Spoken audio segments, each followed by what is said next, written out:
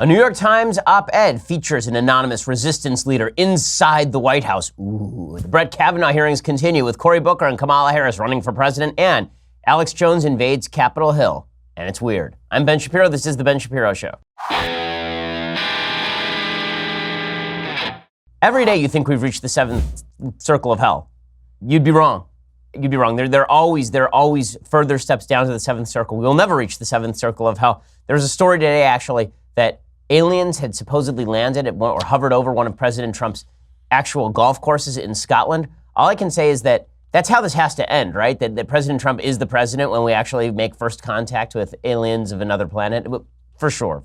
We'll get to all the news, I promise. But first, we have to talk about your shaving habits. So you want to be prepped if the aliens do arrive. You want to look good. And if you want to look good, you want to smell good, you want to look like a decent human being, you need all the products the Dollar Shave Club has to offer. They have everything you need to look, feel, smell your best. They have amazing shower stuff, hairstyling products, toothbrushes, toothpaste, and of course, razor and shave supplies. So I am particularly fond of their amber and lavender body cleanser. It is delightful. So is their black pepper and sage shampoo. Oh my goodness, these things just make me smell wonderful. I mean, people at the office could attest to it, but it'd be sexual harassment. We'd have to report them to HR. It's that good. Okay, that's how good the Dollar Shave Club stuff is. That's how I get ready, but you're not me. You might have your own way to get ready. You might shave your whole body to get ready for a bike race because you're some sort of weirdo. Well, Dollar Shave Club's executive razor and shave butter can help you do even that. You might do your hair to get ready for your soccer match because you're one of those weirdos who plays soccer. But DSE can do that for you as well. The thing is, no matter what you do to get ready, DSE has everything you need. And right now, you can get ready with an amazing deal on any one of their starter sets. I recommend that Daily Essential starter set because, again, I love that amber lavender body cleanser. Head over to dollarshaveclub.com/Ben. Pick your own DSE starter set for just $5. After your starter set, products ship at regular price. That is dollarshaveclub.com/Ben. Again, dollarshaveclub.com/Ben for the special deal. All right, so we begin today with this anonymous op-ed in the New York Times, which is solely designed to lead to a full-on mole hunt inside the White House. Basically, there's an op-ed in the New York Times. It is by an anonymous person. The New York Times did not reveal the name of the person who wrote this op-ed. And the essential contention of the op-ed is that President Trump is a crazy person and all the people around him are restraining him from being crazy. Which, okay, like, all right. What do you want from me? I mean, like, okay, we'll talk about the ramifications of this. It is titled, I am part of the resistance inside the Trump administration, which, of course, is titled just to piss off President Trump. I mean, this is almost specifically designed to make President Trump go full Captain Queeg looking for the strawberries. We're pretty much going to get the entire Caine mutiny in real life. It'll be just spectacular. Here is what the article says. President Trump is facing a test to his presidency unlike any faced by a modern American leader. Sorry, I first have to note, the New York Times ran an editorial note at the top of this piece. And here's what they write. I mean, this is just virtue signaling of the highest order. The Times today is taking the rare step of publishing an anonymous op-ed essay. We have done so at the request of the author, a senior official in the Trump administration, whose identity is known to us and whose job would be jeopardized by its disclosure. We believe publishing this essay anonymously is the only way to deliver an important perspective to our readers. We invite you to submit a question about the essay or our vetting process here. Well, this does raise a weird question. Will the New York Times reporters now seek to dig into who actually wrote the anonymous New York Times op-ed? They could just like walk down the hall and presumably start grilling their own editors, but that gets real weird. Anyway, here's what the piece says.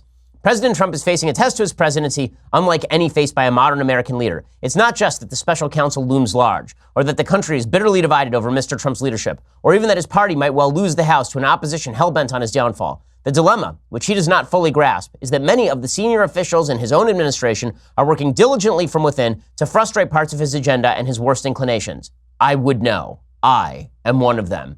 I, QAnon, I, Anonymous, am one of them. To be clear, ours is not the popular resistance of the left. We want the administration to succeed and think that many of its policies have already made America safer and more prosperous. But we believe our first duty is to this country, and the president continues to act in a manner that is detrimental to the health of our republic. So let me just point out here that this editorial has already gone off the rails for a couple of reasons. One, if you say that you are part of the resistance to Trump, helping him to do the right thing, you just made sure that President Trump is going to go on a mole hunt to oust anyone who is trying to help him do the right thing from your own point of view. You've ensured that President Trump is going to go full on, bring everybody into a room, prisoner's dilemma, bring in the rubber pipe, beat the crap out of people. We're going to separate people into rooms and threaten their families until we find out who is thwarting the president's will. Second, those two sentences are in complete contrast with one another. One is that they want the administration to succeed and think many of its policies have been great. And then there's a sentence that says that they believe their first duty is to the country, and the president continues to act in a manner detrimental to the health of our republic. How do you want the administration to succeed if you think the president is acting in a manner detrimental to the health of the republic? This is basically justifying everything President Trump ever said about the deep state, but it's actually just the shallow state. It's a bunch of people working inside his administration, who presumably he appointed, who are working to thwart his will, and then talking about it in the New York Times. The predictable effect of which will be to lower his approval ratings and ensure that he has a tougher time with re-election in 2020. So why exactly would you say that you're standing up for the administration? If you actually believe that your job in the administration is to help the administration succeed, make sure that President Trump doesn't go off the rails, make his policy better, thwart him when necessary, why would you go talk about it? Why would you then go and talk about it? That doesn't make any sense at all. I mean, it's legitimately like a member of the criminal conspiracy saying, you know what, I'm involved in criminality. I'm going to go talk to the police about how well I'm attempting to make this criminal conspiracy work. You're talking to the very people who are attempting to make sure that Trump exits office. So clearly there's something disingenuous about this piece from the outset. The piece continues, this is why many Trump appointees have vowed to do what we can to preserve our democratic institutions while thwarting Mr. Trump's more misguided impulses until he's out of office. So clearly you don't want the administration to succeed. You want him out of office.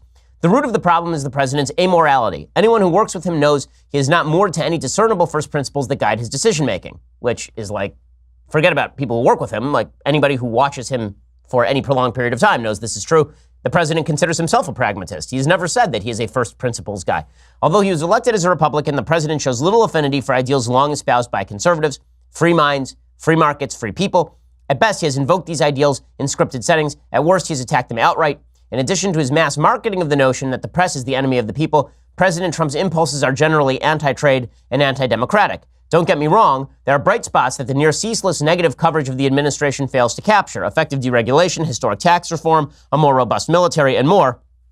But these successes have come despite, not because of, the president's leadership style, which is impetuous, adversarial, petty, and ineffective. And it continues along these lines for paragraphs and paragraphs, with the result that they say that there's this anonymous author inside the Trump administration says they have a two-track presidency. Take foreign policy. In public and in private, President Trump shows a preference for autocrats and dictators such as Vladimir Putin of Russia and Kim Jong-un, and displays little genuine appreciation for the ties that bind us to allied like-minded nations. Astute observers have noted, though, that the rest of the administration is operating on another track, one where countries like Russia are called out for meddling and punished accordingly, and where allies around the world are engaged as peers rather than ridiculed as rivals.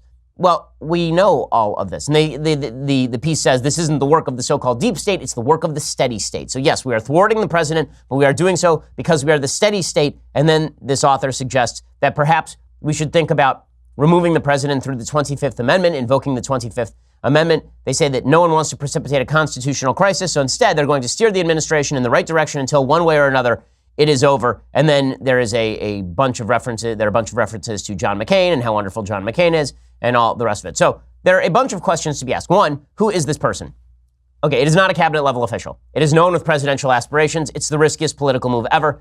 It is not Mike Pence, despite how much the left would love it to be. Mike Pence quietly stabbing President Trump between the shoulder blades with his trademark bland smile. That is not happening. Okay, the vice president is not doing that. It is not Nikki Haley, who is safely ensconced in New York, far away from the silliness of the White House.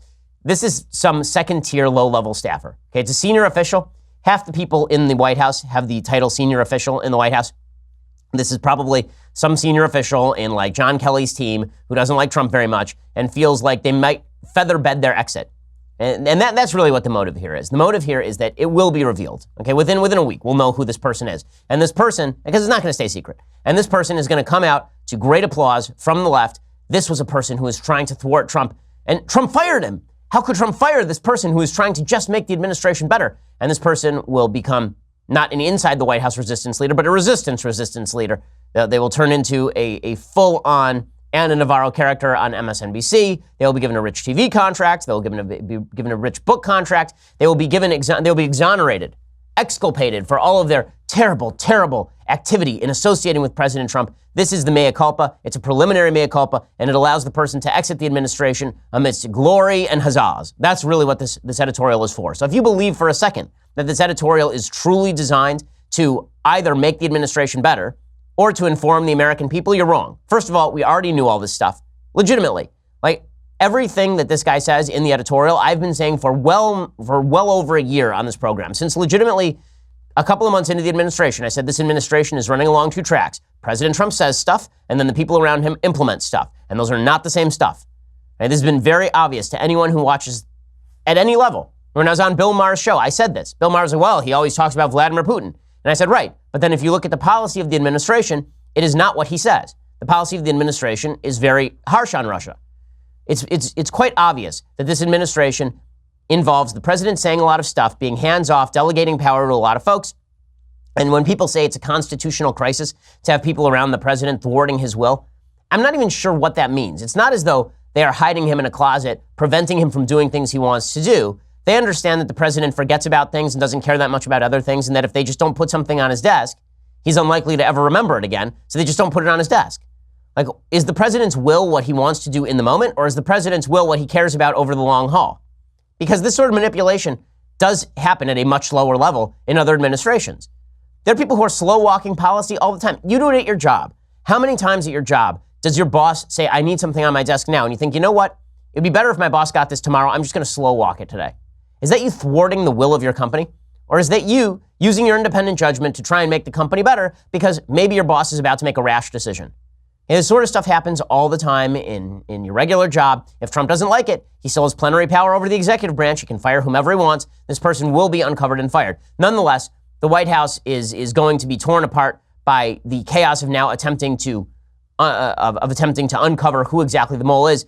And President Trump reacts as he is apt to do in pretty much the worst possible way to this particular op-ed, and just as I'm sure the op-ed author wanted him to react, which is by acting off the rails. And that's sort of the entire point of what the author was trying to do here. We'll talk about that in just a second. First, let's talk about the look of your home. So you look around your home and it just feels shabby and you're not sure why. Well, believe it or not, it might be the window coverings. In fact, you probably haven't thought about the window coverings for a long time. Now, even for me, when I do construction on my house, I don't think about the window coverings, and then as soon as they're replaced over at Blinds.com, I think, wow, that made a huge difference. A huge difference. Well, go over to Blinds.com and make your house look awesome today. Blinds.com makes it really, really easy for you to change the window coverings. It means that you're not going to have to spend enormous amounts of time and money buying blinds. Instead, if you're not sure where to start or what you want, with Blinds.com, you get a free online design consultation. You send them pictures of your house. They send back custom recommendations from a professional for what will work with your color scheme, furniture, and specific rooms. They'll even send you free samples to make sure everything looks as good in person as it does online.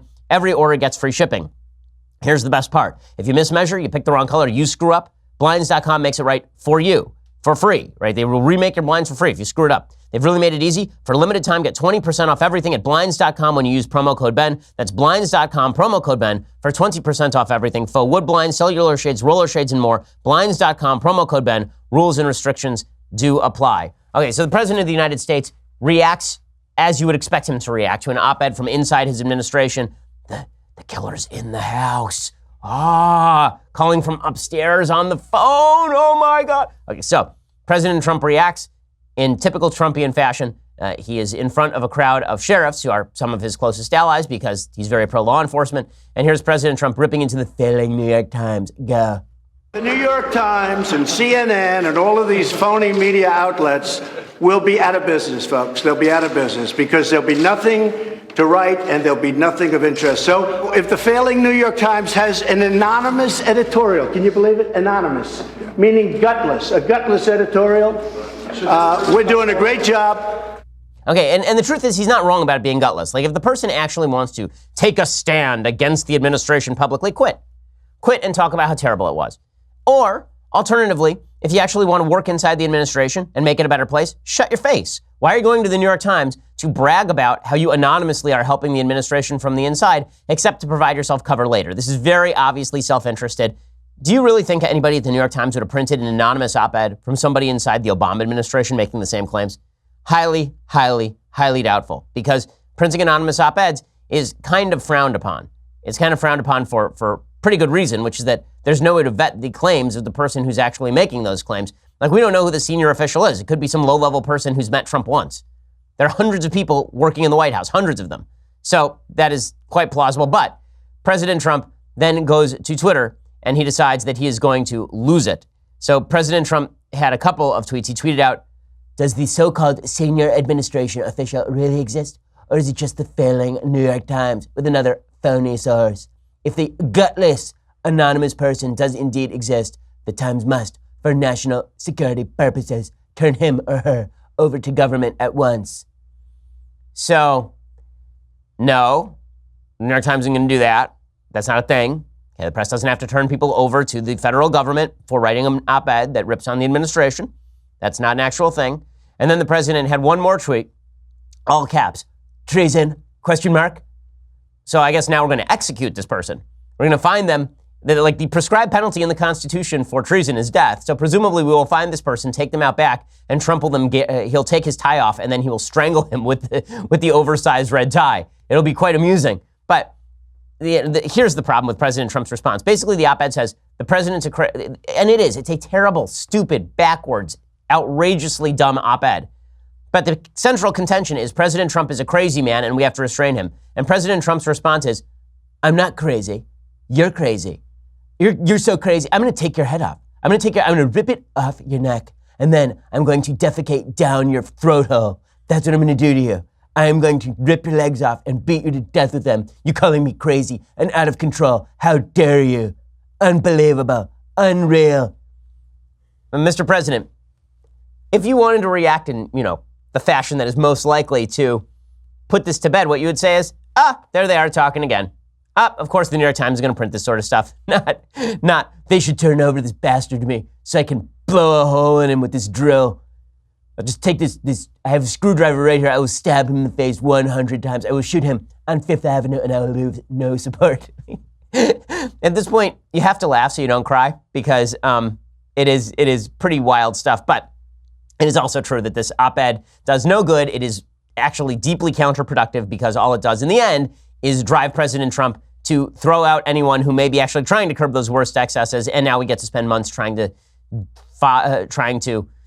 drill down on how it is, on exactly how it is that this happened in the first place. Okay. Meanwhile, speaking of stupidity, awfulness, counterproductive nonsense, we need to stop these judicial hearings. These judicial hearings are a waste of time. These Senate Judiciary Committee hearings are just a place for prospective presidential candidates to grandstand. Now, Brett Kavanaugh is doing, a fine job at what his job is here in these judicial hearings, which is to obfuscate how he feels on every particular issue. The way this works, thanks to Ruth Bader Ginsburg, is that Ruth Bader Ginsburg, when she was questioned about specific cases, she said, "I'm not going to answer any questions about prospective cases or cases in the past. I'm going to sit here and look at you weird."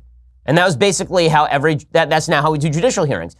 People ask questions that are designed to elicit a response from the cheering throng on either side of the aisle, and then the judge sits there, and the judge basically stares weirdly at them. Well, that's basically what happened yesterday, and Kavanaugh's a pro at it. I mean, here's Kavanaugh, for example, giving an answer on Roe versus Wade. This is clip 11. Here's Kavanaugh answering on Roe versus Wade, giving about the vaguest answer you could possibly give. Senator, I said that it's settled as a precedent of the Supreme Court entitled to respect under principles of stare decisis. And I understand your point of view on that, Senator, and I understand how passionate and how deeply people feel about this issue. I understand the importance of the issue. I understand the importance that people attach to the Roe v. Wade decision, to the Planned Parenthood versus Casey decision. Okay, that's a big way of saying nothing. Right? When he says that it's precedent based on precedent, right, and the Supreme Court is not bound by precedent. So what are you going to do on the case? The answer is we have no idea. That's not stopping the New York Times from printing leaked Kavanaugh documents about abortion and affirmative action, and they're calling it a bombshell. A bombshell. Is it really a bombshell? No, of course it's not a bombshell. Of course it's not a bombshell. Judge Kavanaugh, when he was working for the Bush administration, was considering a draft opinion piece that supporters of one of Mr. Bush's conservative appeals court nominees hoped they could persuade anti-abortion women to submit under their names. It stated it is widely accepted by legal scholars across the board that Roe v. Wade and its progeny are the settled law of the land. And Kavanaugh proposed deleting that line, writing, "I am not sure that all legal scholars refer to Roe as the settled law of the land at the Supreme Court level, since the court can always overrule its precedent, and 3 current justices on the court would do so." That doesn't mean he would do so. That is an apt and accurate description of the state of the law. The Supreme Court can overrule anything. When people say settled law of the land, what they really mean is we don't want people to reopen it And it's an inaccurate description. There's no such thing as the settled law in the land in Supreme Court jurisprudence. Stare decisis does not always apply. Precedent does not always apply. If it did, then Plessy versus Ferguson would still be on the books and people would still be segregating bus cars at the behest of the state. So that's not a thing. But again, Brett Kavanaugh is being run through the ringer specifically for political purposes. Here, for example, is Kavanaugh being asked about presidential pardons. Again, he's not going to answer this question, but we're going to pretend like these hearings matter. The question of self-pardons is something I've never analyzed. It's a question that I've not written about. It's a question, therefore, that's a hypothetical question that I can't begin to answer in this context as a sitting judge and as a nominee to the Supreme Court. And the other half of that is? Okay, so again, he's got no answer on that because he doesn't have to answer any of that. This entire hearing is just designed for Democrats to grandstand for 2020. They are basically just standing there shouting, just shouting. That's it, right? They're my son when he wakes up in the morning and he screams from his crib, "Dada, come get me!" Okay, these are the Democrats. Pay attention to me, attention now, please. I just saved you like 35 hours of watching Senate Judiciary Committee hearings. That's all Senate Democrats are doing. And right now, the two who are best at it are Kamala Harris, who is being taken seriously, and Cory Booker, who is a parody of a parody. Cory Booker is a Muppet. He's a human Muppet. And all he does as a human Muppet is just make weird faces at people. And I mean, he literally called himself Spartacus in a hearing this morning. I am not kidding you. Cory frickin' Booker just called himself Spartacus at a hearing this morning. I'll have to explain why he called himself Spartacus at a hearing this morning because it really is astonishing and hilarious. And also he doesn't understand how Spartacus worked. Like Spartacus ended up crucified, so there's that. But it's all good times for Cory Booker and the Senate Judiciary Committee. We'll talk about all of that in just a second. First, let's talk about the fact that time is moving slowly. That means you're checking your watch more often. And when you check your watch, shouldn't you have something nice like this? Shouldn't you have a watch that you like looking at because it's classy and it's simple and it's minimalist and it looks nice? Well, that is where movement comes in. We've talked about movement before on the program, obviously. You know, there are these two college dropouts. They started their own watch company, and the company has grown like crazy. They've now sold 2 million watches in 160 plus countries, and they continue to revolutionize fashion in the belief that style shouldn't break the bank. Movement has come pretty far. In the past year, they've not only introduced a bunch of new watch collections for men and women, they've also expanded to sunglasses, fashion-forward bracelets for her.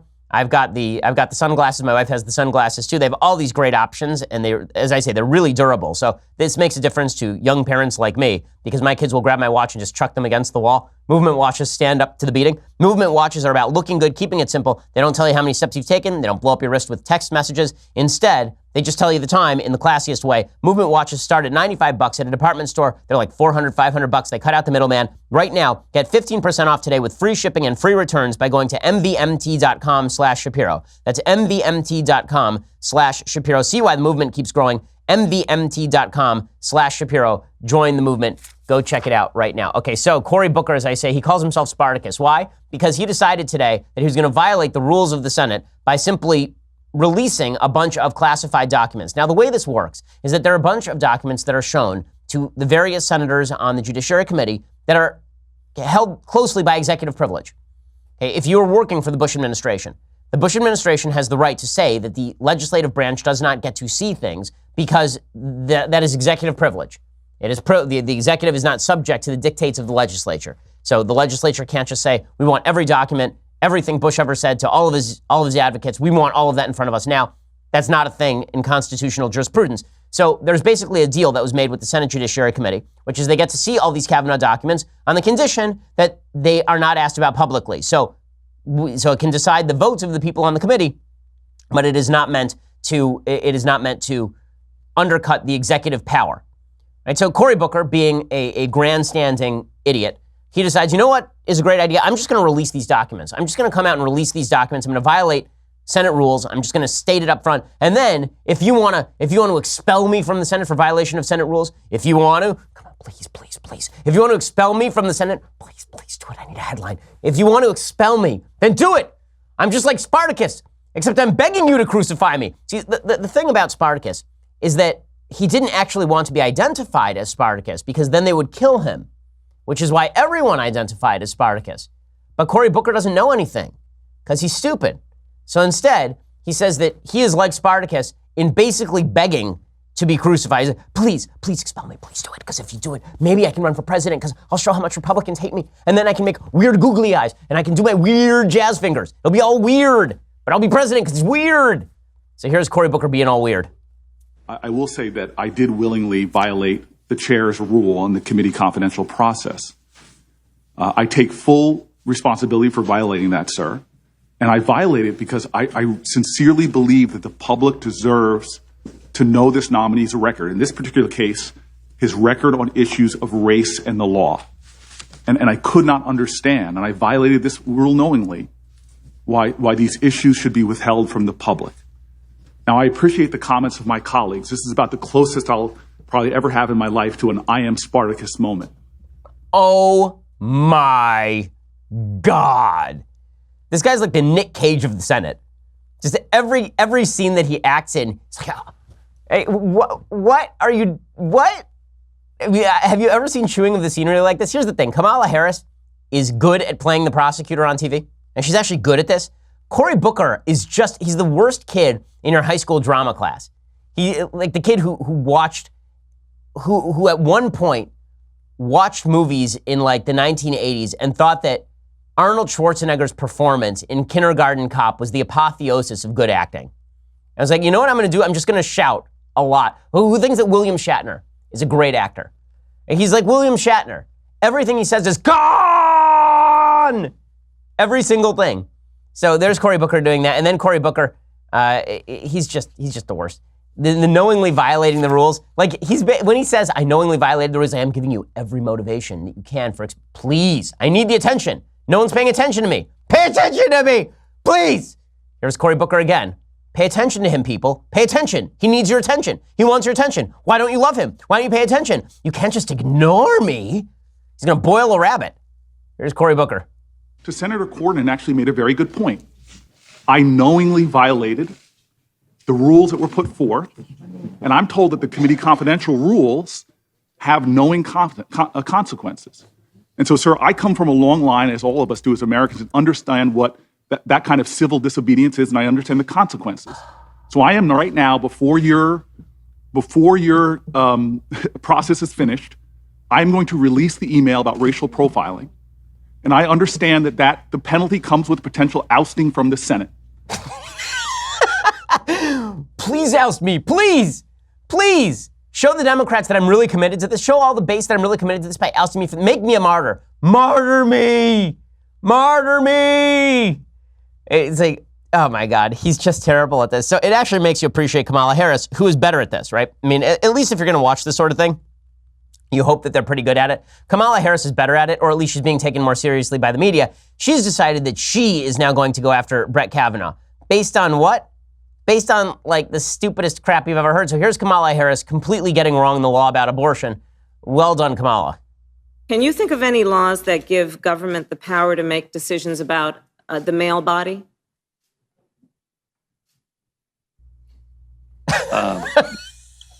I'm happy to answer a more specific question, but Male versus female. there are medical procedures. Okay? That the government has the power to make a decision about a man's body? I'm not thinking of any right now, Senator.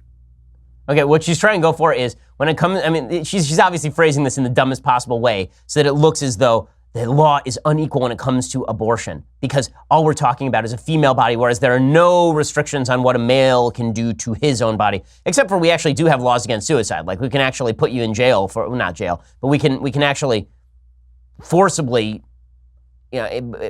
incarcerate, what's the word I'm looking for? We can actually, we can put you on a psychiatric hold for 48 hours if you're suicidal. So if you are a man, we can call the cops on you and do that. Also, we do have laws on the books that allow male bodies to be harmed. They're actually called pro-abortion laws. Those pro-abortion laws allow male bodies to be harmed because they're inside female bodies. So there's that. There's Kamala Harris grandstanding. I do love Brett Kavanaugh just looking blankly at her like, what are you saying now? Say who? Say what in the world?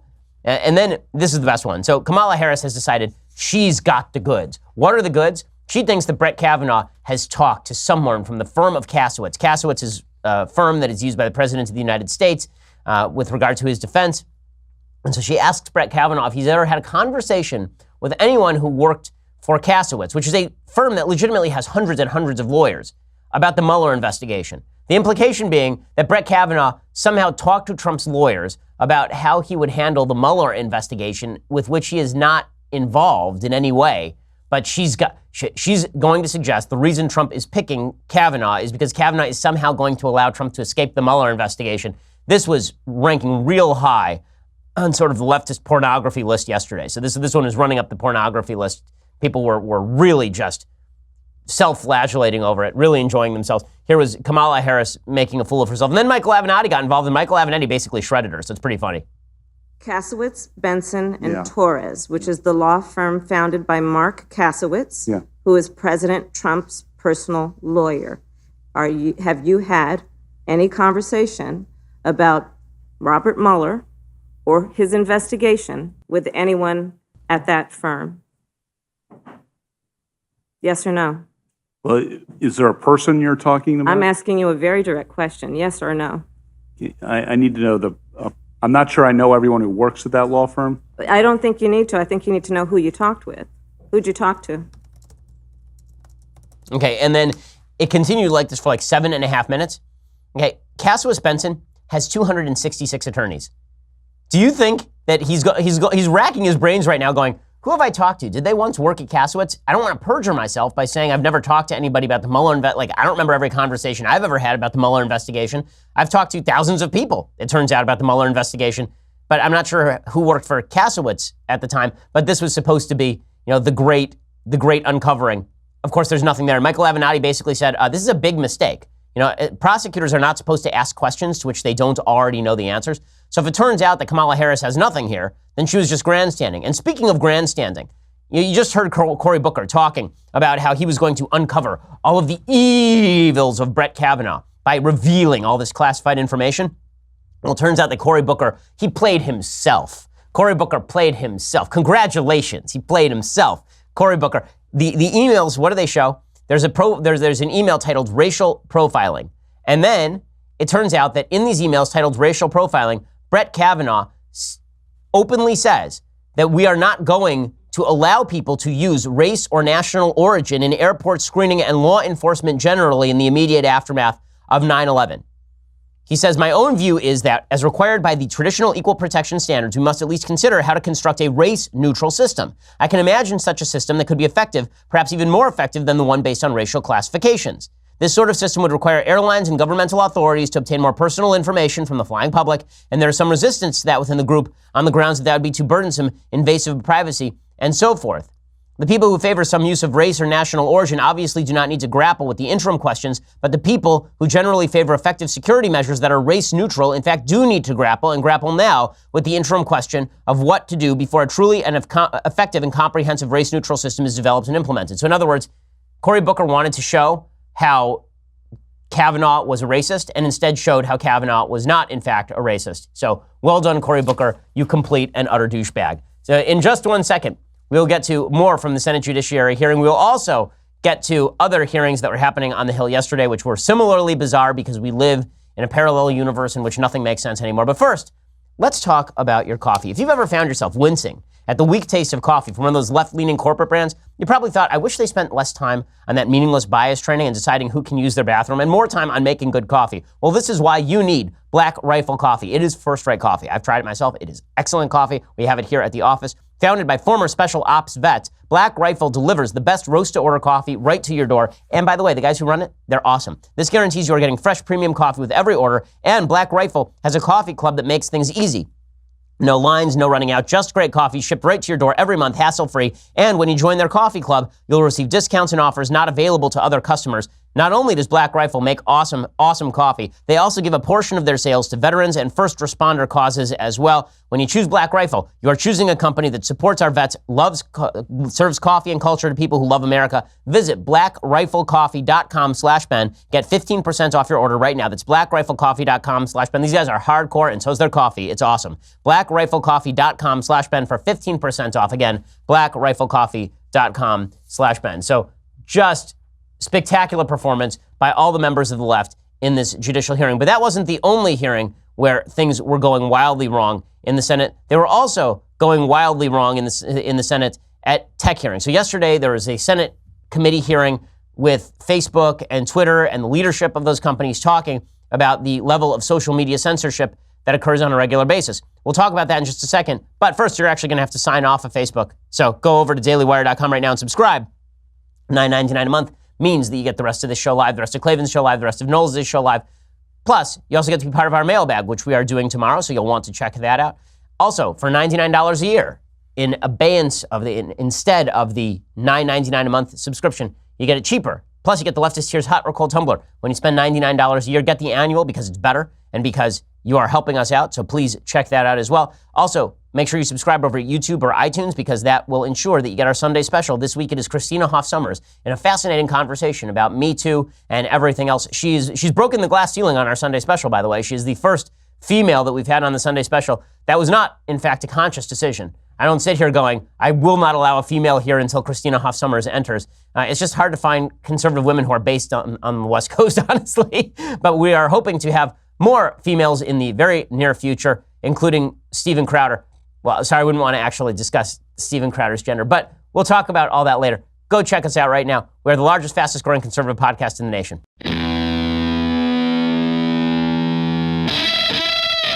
So, big tech hearings on the Hill yesterday, and things got weird even before the tech hearing started. Alex Jones arrives.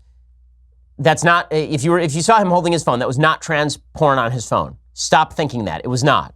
It was not. But he arrives, and he accosts Marco Rubio. Now, Rubio is one of the more polished politicians on the Hill, obviously. Rubio happens to be a nice guy. I know Senator Rubio. Alex Jones is not a nice guy. Alex Jones is a crazy person who says crazy things, and then he just sort of randomly takes off his shirt and starts yelling about Satan, just goes wild all the time. So he brings that brand to the halls of the Senate, and he accosts Marco Rubio about the fact that he's been banned from social media. Now, as I say, I oppose Alex Jones's ban from social media unless there's an articulable standard of why he was banned. Was he banned because he threatens violence? Was he banned because he promotes libelous conspiracy theories, like legally libelous conspiracy theories? Why exactly was he banned? If it's just because you don't like him, that's not a good reason. So I had sympathy for the argument that all these social media companies that say he was engaged in hate speech, so ban him. That's a problem because hate speech has no actual definition with any sort of distinguishing principle involved. There's no limiting principle to hate speech. That said, Alex Jones arrives and he starts harassing Marco Rubio about this. Why he's not going and harassing the Democrats about this, I'm not really sure. But he goes and he harasses Marco Rubio and things go wildly wrong. All right, man. Yeah. Well, who are you, man? Yeah, sure. I swear to God, I don't You know better who hope you you are, can man. deplatform me. Tens of millions of views. InfoWars. Bigger than Rush Limbaugh. He knows who InfoWars is. Playing this joke over here. That's why the deplatforming didn't work. But here's the question. Here's the question. Don't touch me again, man. I'm asking you not to touch me. Well, sure, I just patted you nicely. I know, but I don't want to be. I don't know. Oh, you want me to get man. arrested? I don't know who you are. It's not just going to You're take my not First gonna get Amendment. arrested, man. It's You're not just enough to I'll take my First care of Amendment. myself. Oh, he'll beat me up. Did you? I didn't say I that. know I am, but he's so mad. You're not going to silence me. You're not going to silence America. Okay, so it's just amazing. So first of all, the first rule of engaging with trolls is don't engage with trolls because there's really no way that it works out well. Although I will say that if there would be a physical altercation between Alex Jones and Marco Rubio, who's considered beta cuck number one by the Alex Jones crowd, were to knock Alex Jones and his mega steroidal coffee crop of garbage, if you were to knock him on his ass, I'm not in favor of physical violence. I think law enforcement is useful. We live in a civilized society for a reason. But if they were to get in a physical altercation and Marco Rubio were to undercut Alex Jones' entire brand by knocking out Alex Jones, I would laugh a little.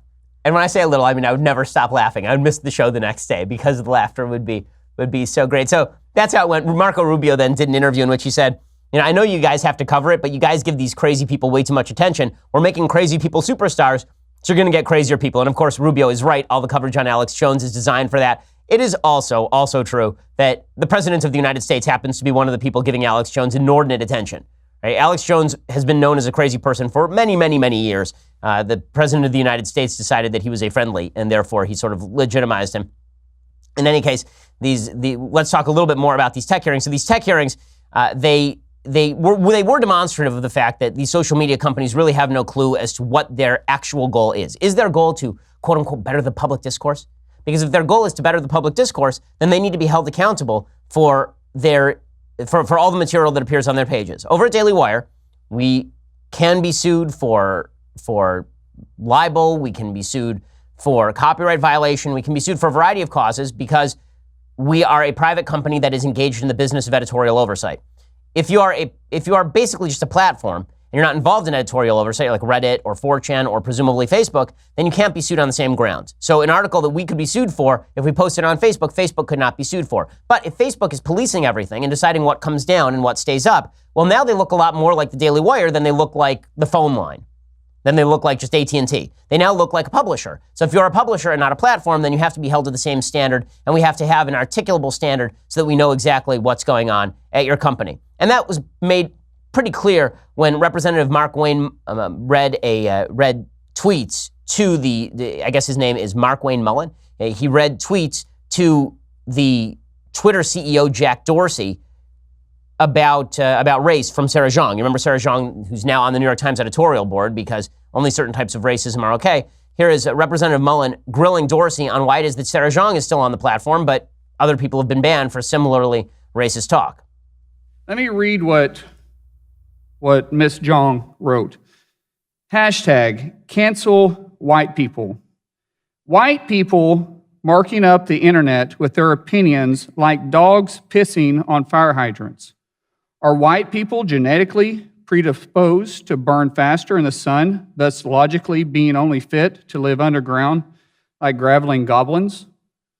Oh man, it's kind of sick how much I enjoy or how much joy I get out of being cruel to old white man. And you can sort of see the Twitter CEO in the cutaway shot. You can see him feeling pretty uncomfortable. He should feel pretty uncomfortable because it's ridiculous, frankly, that Twitter and all of these social media companies are run the way they are, where they pretend that they're policing things when they really are only policing one side, and that side is really perceived to be sort of the pro-Trump side. And meanwhile, speaking of stupidity, Nike has now released its new ad involving Colin Kaepernick. It's designed to obviously draw all sorts of media scrutiny, so we'll give them what they want here. Here is the Nike ad. It's a voiceover from Colin Kaepernick, who obviously is not in uniform since he doesn't play football anymore. He stands around and talks about cops being bad from his multi-million-dollar mansion, presumably. And they juxtapose Colin Kaepernick's heroism with, like, actual heroes in sports. I mean, they actually show video of, like, small kids who have genetic conditions trying to play sports, and they're comparing that to Colin Kaepernick, whose great sacrifice was kneeling after he'd already become a useless backup quarterback for the San Francisco 49ers. If you're born a refugee, don't let it stop you from playing soccer for the national team at age 16. Don't become the best basketball player on the planet. Be bigger than basketball.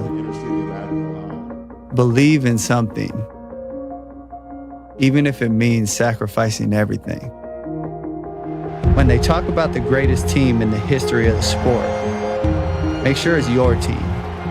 If you have only one hand, don't just watch football, play it at the highest level. And if you're a girl from Compton, don't just become a tennis player. Become the greatest athlete ever. You have to sacrifice everything like Colin Kaepernick did by being signed to a multi-million-dollar contract and being treated as a civil rights hero despite having lived in a tony white suburb for most of his upbringing and then playing for millions of dollars badly. So thank you for that, Nike. It really just what's amazing about this is all of these success stories, or at least a huge number of these success stories that are being shown here, are American success stories. Venus Williams and Serena Williams are American success stories. The U.S. women's soccer team is an American success story. These are stories that happen in America because America is a great country, but we are going to be presented with this theme by a corporation attempting to make money in America off American citizens, that really America is a place that presents nothing but endless obstacles and challenges, and you have to be a self-sacrificial character like Colin Kaepernick to truly sacrifice everything. The whole thing's ridiculous and insulting, but I guess if Nike thinks they can make money off it, more power to them. If they lose some sneaker sales off of it, I would not be heartbroken over any of that. Okay, time for some things I like and then some things that I hate. So, things that I like, I've been rewatching Rome on HBO. It's early HBO, which means early HBO is even more porny than sort of later HBO. You can see this with Game of Thrones, where Game of Thrones started and every 2 scenes there was some graphic sex scene because it was like, we know we're pay cable. If you want to watch pay cable, at least you'll get some boobies. That's really how the programming goes at HBO. So there's some of that in Rome. If you can ignore all of that, the series is actually really, really good. Here's some of the preview for Rome, which is worth rewatching. And especially now, you can get on like Amazon Prime, and that means that if you are apt to do as I am, you can just fast forward right through those scenes and get to the good stuff, the actual politics. Make way for the proconsul Gaius Julius Caesar! You've entered the city under arms. The gods know my intentions are peaceful. Rome has fallen into the hands of a corrupt monster. What do you do? By the spirits of my ancestors, I curse Caesar. So it's good. It's really well done. It's entertaining. It's got some of the best characters. In the one character named Titus Pullo is one of the better characters in TV history, and kind of TV aficionados are big fans. So check it out. It's available via Amazon Prime on HBO, or if you're an HBO subscriber. So that's worth watching. Okay, time for some things that I hate. So now every corporation feels the necessity to get involved in politics. Levi's is now pledging more than $1 million to gun control organizations in an effort to curb the gun violence in the, quote, very communities where we live and work. One of the reasons why this is happening is because Nielsen numbers show that there are large numbers of people on the left who want their corporations to be socially conscious. People on the right, we basically just go and buy what we want. And most people buy what they want. But there are a lot of people on the left who are like, well, I'm not going to buy those jeans unless I feel good about it. It's conspicuous consumption. There are actual studies that show that people only buy Priuses because they look strange. Really, like if you go up to San Francisco, there's a study, it's probably 5 years ago. There's this study, and what it showed was that the Toyota Prius, which looks like a weird bubble, it's a very ugly car, and the Honda Hybrid Civic, which looks exactly like a normal car, but gets exactly the same kind of electric gas mileage as a Toyota Prius. The Hybrid Civic did not sell at all. The Prius sold a lot. Why? Because the real reason people were buying a Prius was not because it was energy efficient, because they didn't actually care what it did. They just wanted to signal to all of their friends they cared about the environment. It's like slapping a bumper sticker on your car. Well, it's the same thing now with corporate brands. So you're going to see more and more of this preening from these various companies. And then if the companies don't preen, then they are going to be considered just awful, terrible. You know, how dare they not kowtow to the social justice warriors? Everything is going to get more political, not less political. It's going to get uglier before it gets better. Okay, other things that I hate. So the President of the United States made some comments about the current controversy in the Catholic Church, and these comments are just foolish. He made these comments to the Daily Caller. Do we have audio of it? Okay, so here's what he said. He said, "It's so sad to watch. To me, it's one of the sadder stories because I respect so much the Catholic Church, and to me, it's a very sad story," which is correct. But then he says that he was surprised at Cardinal McCarrick, and then he was asked about the Pope. And he said, the Pope is handling the crisis the best anyone can handle it. The Pope is handling, I get the best anyone can handle it. How is he going to handle it? Okay, well, no, the Pope is not actually. It's funny because you remember that Trump has attacked the Pope in the past, right? He actually went to war with the Pope over illegal immigration. But when it comes to child molestation, he's not willing to make a couple of comments about the Pope. That seems sort of strange to me. I don't understand why exactly he would not, why he would not be calling for more from the Pope, except that he just doesn't want that controversy. I understand not wanting the controversy, but if you're going to engage with every political controversy under the sun, it seems to me this would be a good place to put a little bit of weight. Okay, final thing that I hate, and then we'll do a quick psalm for a little bit of uplift. So Beto O'Rourke, who is not in fact Hispanic, is a Texas senatorial candidate. He's running against Ted Cruz, and he's being upheld by the media as some sort of wonderkind. He's going to bring decency and grace back to the national stage. He's like white Barack Obama. He actually is more like white young John Kerry. If you watch him, he looks more like John Kerry. His mannerisms are more like John Kerry. He doesn't have the Boston accent. Otherwise, he resembles John Kerry in a lot of ways. He was on Ellen, because this is what we do now. Ellen, she's a nonpartisan, guys. Stop it. She's nonpartisan. She just wants humor. She just wants everybody to get along, which is why she's going to host a bunch of Republicans next thing you know. Except she never will. She's going to host Beto O'Rourke. So here's Beto O'Rourke talking about the national anthem protests and, of course, coming down on the side of people who protest the national anthem. If this guy wins in Texas, man, the Republicans are in serious trouble. But it's hard to think of a major or important or significant change that we've made as a country that wasn't painful, that didn't require these difficult conversations, these unguarded moments with one another that ultimately produce change and progress in the right direction. He is so exciting. I understand what all the buzz is about. Oh, the excitement. But this idea, well, we'll have these conversations and they'll generate change in the right direction. No, they won't. They won't. I'm sorry. People who are kneeling for the national anthem are generally not interested in a conversation, which is why they are kneeling for the national anthem. If they wanted to have an intelligent conversation about police regulations and police implementation of rules, we could have that conversation in an intelligent way. Or, theoretically, we could just kneel for the anthem and pretend the entire country is in favor of police malfeasance. Okay, time for a quick psalm. So we have been going through a psalm a week. We are up to Psalm number 8. For the director of music, Lord, O Lord, how majestic is your name in all the earth. You have set your glory in the heavens. Through the praise of children and infants, you have established a stronghold against your enemies to silence the foe and the avenger. And this is the part that's there are a couple of what we call psukim in Judaism, in Hebrew, which means verses. When I consider your heavens, the work of your fingers, the moon and the stars, which you have set in place, what is mankind that you are mindful of them, human beings that you care for them? You have made them a little lower than the angels and crowned them with honor and glory. You have made them rulers over the works of your hands, and you put everything under their feet. This is why when people say that Judeo-Christian religion is all about kind of crushing mankind in the face of God, that's really not what Judeo-Christian religion is about at all. Right? The Psalms glorify man. They say that God made us just a little bit lower than the angels, which comes with a tremendous responsibility. The creator of heaven and earth, the force that stands behind the logic of the universe, that force made you. And that force expects something of you. God expects something of you. Right? He made us a little lower than the angels. And in some ways, in our creative capacity, he made us higher than the angels because the angels don't create, right? The angels are just emissaries. When God suggests that we are a little lower than the angels and that we've been crowned with glory and honor and has made us rulers over the works, that comes with responsibility. It's not just about, I think in Western civilization, we've erred too much on the side of man is glorious and therefore he should feel free to do whatever he wants. And in guilt cultures, shame cultures, there's a difference. I think that we are a guilt culture. I think shame cultures have basically said that man is mud and can be ground under people's feet for the sake of the collective. We're somewhere in between, right? What we say is that man is capable of being an angel and man is capable of being a worm, but we have to make that decision, and God has expectations of us. One of the more beautiful of all the Psalms, Psalm number 8, God, how majestic is your name in all the earth. Alrighty, we will be back here tomorrow with more of the absurdities of our daily politics, plus the mailbag. I'm Ben Shapiro. This is The Ben Shapiro Show. The Ben Shapiro Show is produced by Senya Villarreal, executive producer Jeremy Boring, senior producer Jonathan Hay. Our supervising producer is Mathis Glover, and our technical producer is Austin Stevens. Edited by Alex Zingaro. Audio is mixed by Mike Caramina. Hair and makeup is by Jesua Alvera. The Ben Shapiro Show is a Daily Wire Forward Publishing production. Copyright Forward Publishing 2018.